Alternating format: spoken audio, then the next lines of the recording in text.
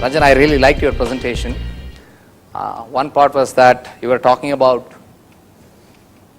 Jaguar. You missed out Nano. That's the one which I personally like more rather than a typical Jaguar. Before we actually move ahead to this topic, this is not BPO specific. We are trying to talk about something relevant definitely to BPO, but this could be of interest to you. I will try not to talk anything about Merit-Track. If there is a question, something about Merit-Track at the end, maybe we will take it up. Almost all the speakers today spoke about technology, process, and people.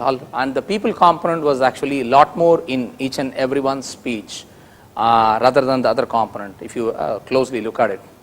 For example, Nithya was talking about how we can move from that T&M approach, how we can get out of that clutch. That's what she was talking about.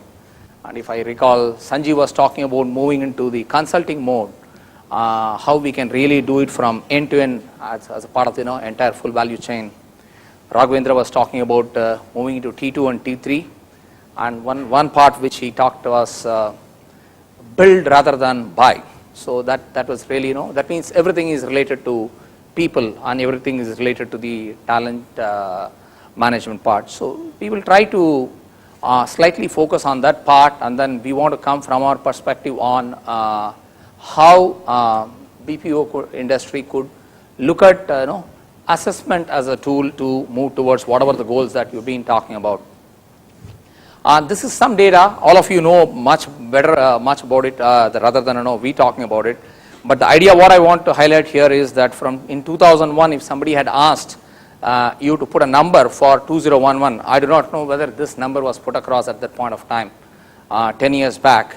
Normally we tend to underestimate for a long-term projection, and particularly in an industry like this. But I want to bring in an analogy for that particular number. In 2001, whatever was your talent engagement or talent acquisition or whatever the way you call was the practice, have you significantly changed in 2011? Has it gone up by about 15 times in terms of, forget about quantity, in terms of quality, have we done something dramatically different?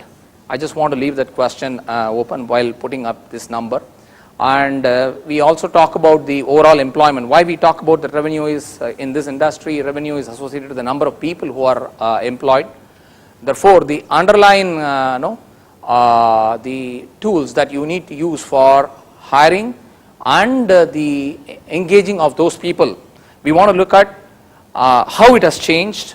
Are there ways and means to improve that part? That's the overall idea behind this presentation. Growth is accompanied by challenges. We have seen this.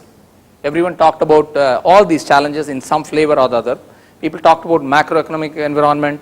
Competitiveness was talked in a few presentations, and talent was widely talked about. Almost everyone touched on the talent component part, and policy was not touched much because you are pushing most of your services across the globe. This was not touched upon, and here is a graph that talks about the key elements and drivers that are actually affecting this industry. It's an interesting data that got picked up, and if you look at the most important 3 or 4, the talent is coming into play there everywhere. Therefore, attracting and retaining talent is one of the key for whatever you have achieved as a goal for your short term as well as long term.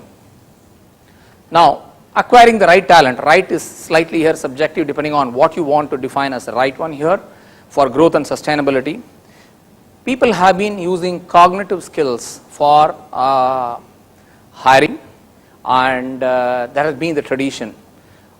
We also want to talk about non-cog skills here, because when you really want to achieve that kind of growth, and when you want to move out of the genuine T&M story, and when you want to go and position yourself as a differentiator when you compete with, say, Philippines or somebody else, we need to move up the value chain and then say something very, very different. So we want to put across how people can actually measure non-cog, assess employees, even while recruitment, how you can use assessments that can measure non-cog and then get people in.